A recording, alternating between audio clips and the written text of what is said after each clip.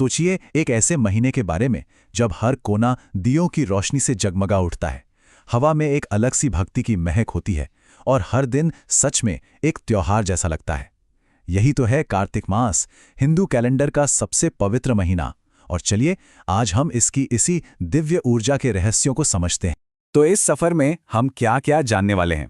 सबसे पहले एक छोटा सा परिचय, फिर समझेंगे कि इस महीने का नाम कार्तिक ही क्यों पड़ा, ये इतना पवित्र क्यों माना जाता है, और हाँ, इसमें आने वाले त्योहारों की तो बात ही कुछ और है। और आखिर में हम प्रकाश और पुण्य के असली सार को समझने की कोशिश करेंगे। तो देखिए, कार्तिक मास हिंदू चंद्र कैलेंडर का 8वां महीना है और इसका एक और बहुत प्यारा नाम है, दामोदर मास। ये नाम भगवान कृष्ण के उस बाल रूप की याद दिलाता है जब मां यशोदा ने उन्हें प्यार से एक रस्सी से बांध दिया था। तो ये महीना उसी दिव्य प्रेम और भक्ति का एक खूबसूरत प्रतीक।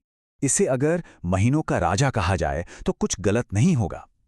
मान्यता ये है कि इस महीने में किया गया हर छोटा सा अच्छा काम, चाहे वो एक दीपक जलाना हो या किसी जरूरतमंद की मदद करना, वो एक ऐसे स्पिरिचुअल बैंक अकाउंट में जमा हो जाता है जिसका पुण्य कभी खत्म नहीं होता। इसी को कहते हैं अक्षय पुण्य। तो सवाल ये उठता है कि आखिर ऐसा क्या है इस महीने में जो इसे इतना खास बनाता है।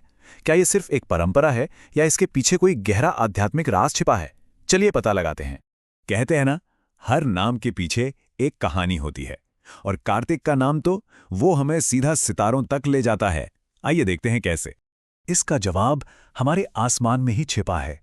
होता यह है कि जब इस महीने की पूर्णिमा आती है तो चांद कृत्तिका नाम के तारों के एक झुंड के पास होता है, और इसी कृत्तिका नक्षत्र से इस महीने को अपना नाम मिला, कार्तिक। कितना खूबसूरत कनेक्शन है ना? वैसे ही एक और कहानी भी है। ये कहानी हमें भगवान शिव के बेटे भगवान कार्तिकेय से जोड़ती है।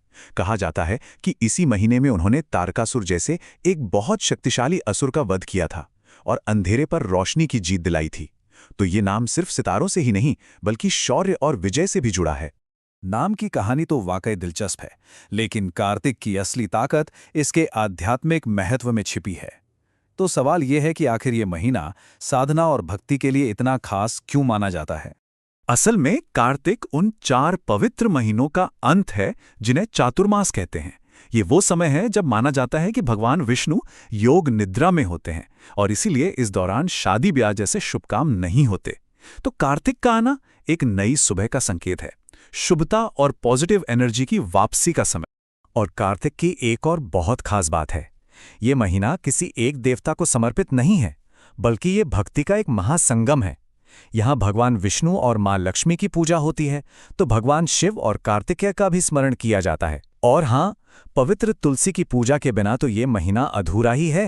और ये सारी भक्ति और ऊर्जा सबसे ज्यादा कहाँ दिखती है? इस महीने के त्योहारों में। ये महीना तो जैसे त्योहारों की एक लड़ी है, एक के बाद एक। ये महीना सच में त्योहारों की एक माला जैसा है। शुरुआत होती है धनतेरस की खरीदारी और समृद्धि की कामना से। फिर नरक चतुर्दशी पर हम अपने अंदर के अंधेरे को मिटाते हैं, और फिर आती है अमावस्या की वो रात जब दिवाली के लाखों दिए मिलकर रात को दिन में बदल देते हैं। पर रुकिए, जश्न यहीं खत्म नहीं होता। गोवर्धन पूजा में प्रकृति का सम्मान होता है, भाई दूज पर रिश्तों की मिठास बढ़ती है, और फिर आता है ग्रैंड फिनाले, कार्तिक पूर्णिमा यानी देव दिवाली। कहते हैं ये देवताओं की दिवाली है। तो इन सारे त्योहारों, सारी मान्यताओं का सार क्या है? इस महीने में भक्ति करने का असल मतलब क्या है? चलिए इसे थोड़ा और गहराई से समझते हैं। इस महीने की भक्ति को हम 3 पिलर्स यानी 3 स्तंभों पर टिका हुआ मान सकते हैं। पहला, कार्तिक स्नान यानी सूर्योदय से पहले पवित्र जल में स्नान, जो हमारे तन को शुद्ध करता है। दूसरा, दीपदान यानी दीपक जलाना, जो सिर्फ बाहरी नहीं हमारे मन के अंधेरे को भी दूर करता है। और तीसरा, दान यानी निस्वार्थ भाव से देना।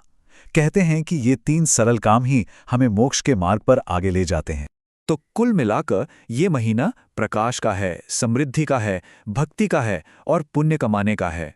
ये दीपों, खुशियों और आध्यात्मिक प्रकाश का महीना है, जहां माना जाता है कि देवी लक्ष्मी हर घर में प्रवेश करती हैं।